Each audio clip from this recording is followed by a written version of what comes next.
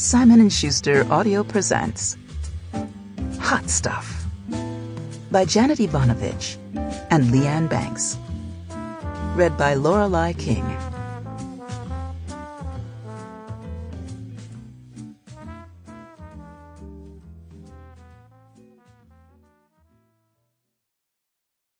Chapter 1.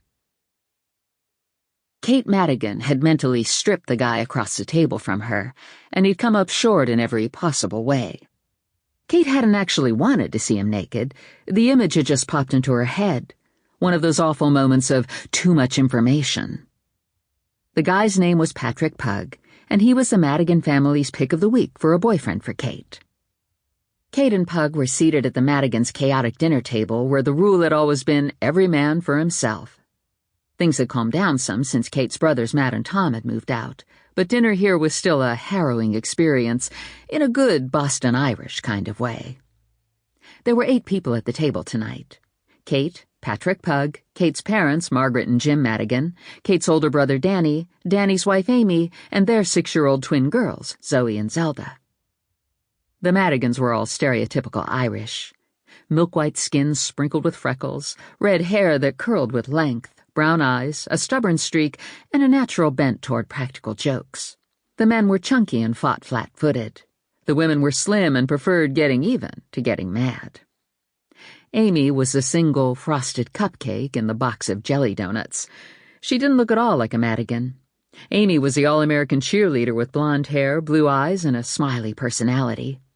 Amy grew up half a block away, and from what Cate knew, Amy and Danny had been together since they were 2 years old. "You look all wrinkle-head," Zoe said to Cate. "What are you thinking about?" "I was thinking about work," Cate said. "I need to go in early tonight." This was a big fat lie, of course. Cate had been unconsciously grimacing at the thought of a naked Pug. At 5'6" he looked eye to eye at Cate. He wasn't bad-looking, but he wasn't great-looking either. Mostly he was hairy.